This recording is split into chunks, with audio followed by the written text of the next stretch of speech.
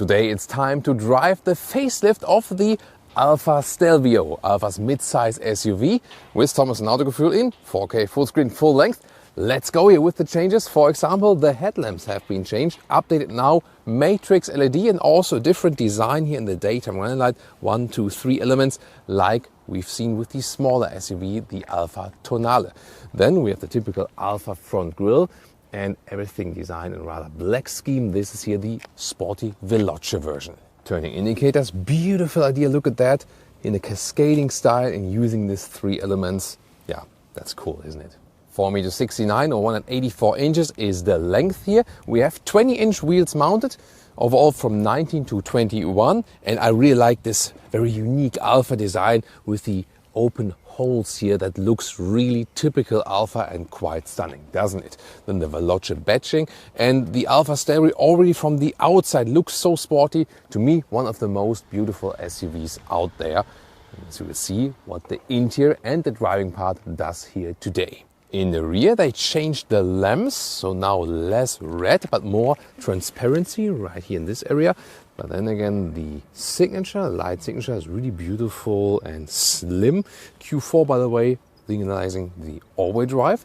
And in this trim here, we also have the black tips here around the exhaust pipes. It's quite powerful look, isn't it? Turning indicators in the rear, not that spectacular like we've seen in the front. Key fob here.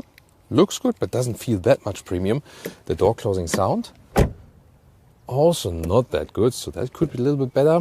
Inside of the door, it's actually nice and clean design, and everywhere we can see and feel we have real buttons and so on. And the first interior overview, of course, the sporty steering wheel and the rear shifting levers here, really massive. They are fixed behind the steering wheel, also galvanized here. That is really cool. Seats, base versions in the UK and in Germany will also feature fabric on the inside. Higher trims like the Veloce here and also all US trims only feature animal skin. And the surface here is really stiff, so not the best comfort from the seats. However, they hold you quite well, quite tight in corners. Then with 189 or 6'2", still leaves a lot of headroom, and a steering wheel here with the manual control. And yeah, doesn't feel too good. So yes, we know the Alfas look awesome on the exterior, but some things as for the build quality on the interior are, let's say, only mediocre. Interior cockpit overview, really clean and beautiful layout, and what I appreciate is real buttons.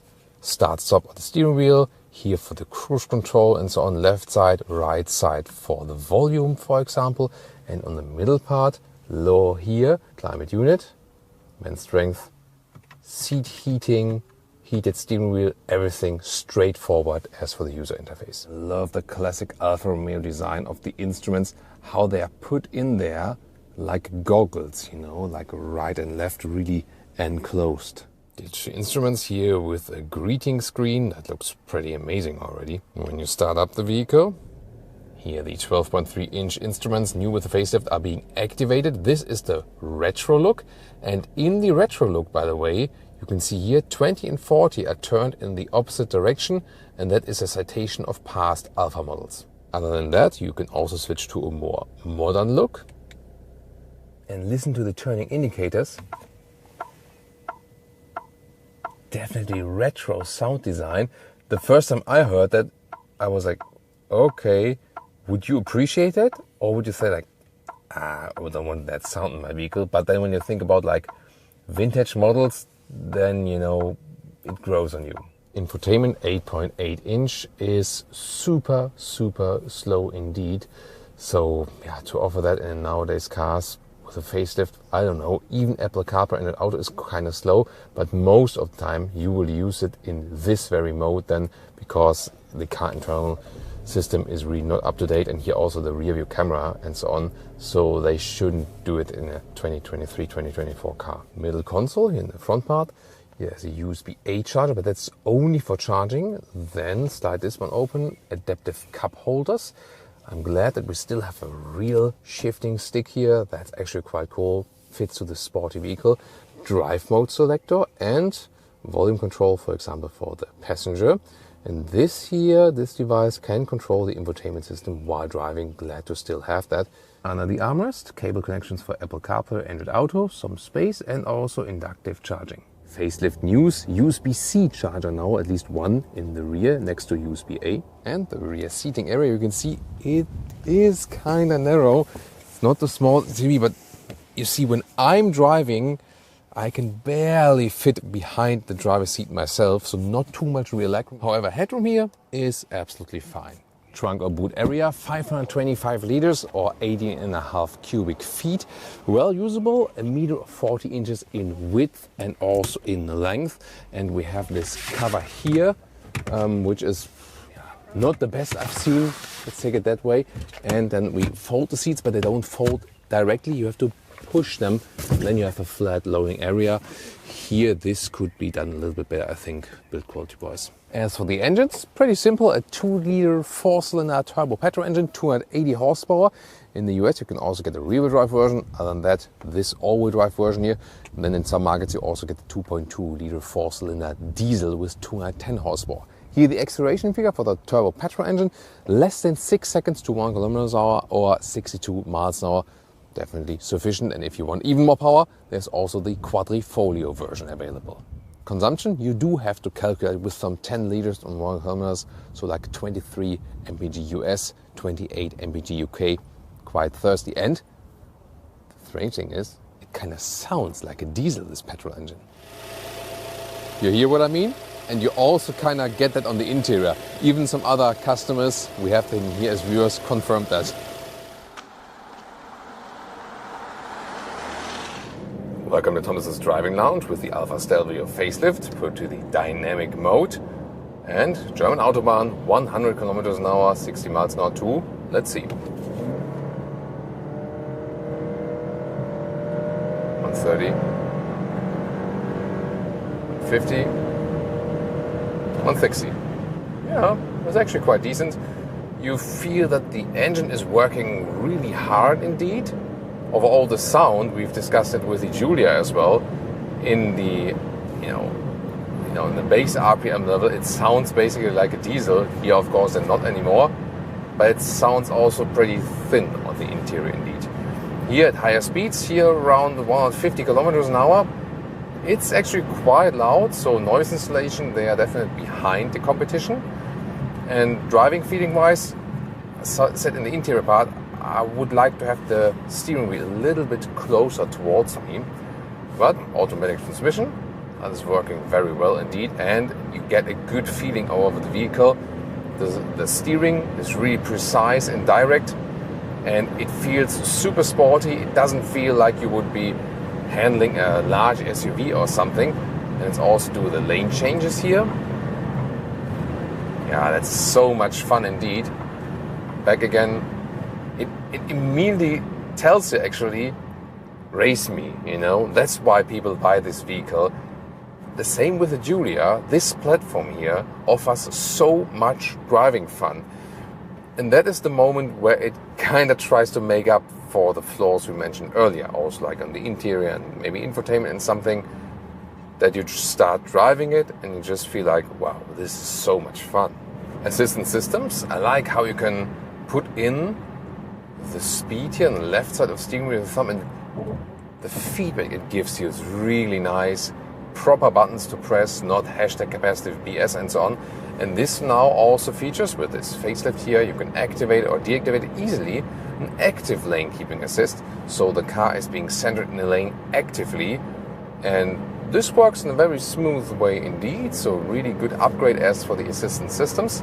You also have blind spot monitors, for example. But the good thing to me is really that you can always, by a press of a button at the steering wheel, deactivate the lane keeping assist, and then you're more free to steer once again. That's, I think, a very practical approach overall. Once again, higher speeds. It handles so well. Yes, the wind noise is quite notable, I have to say that, but the car overall stays really, really calm and collected, and you feel very safe when controlling it. That's the thing, that this sporty behavior also feels to this, perceived safety in handling indeed. Of course, you should never exaggerate it or something, but it's really, it feels like nothing, moving it at high speeds. It really fits to the German Autobahn, where we can at least in some parts, do these really high speeds indeed. And now we're back at like less than 100 kilometers an hour, less than 60 miles an hour. It feels like nothing. It feels like we would be standing still. We can also easily change back to the normal driving mode, like this DNA, we'll have this scheme there. And then also the RPMs change a little bit. So in the dynamic mode, the gears are basically lower always. You always are gear lower, and then the RPMs turn up quicker, so you can better accelerate, have a little bit more fun as for that aspect. The turning indicators, by the way, I'm not sure how you can hear that, but yeah, I already mentioned in the interior review, they just sound kind of weird. I can just only imagine that it's this retro approach for that as well. Accelerating out. Wow, beautiful. That is awesome. Really, really nice. So much fun to turn it around. Here changing the autobahn then here from one to another, and you can see how quickly I approach the other vehicle. And you really forget that you're driving an SUV.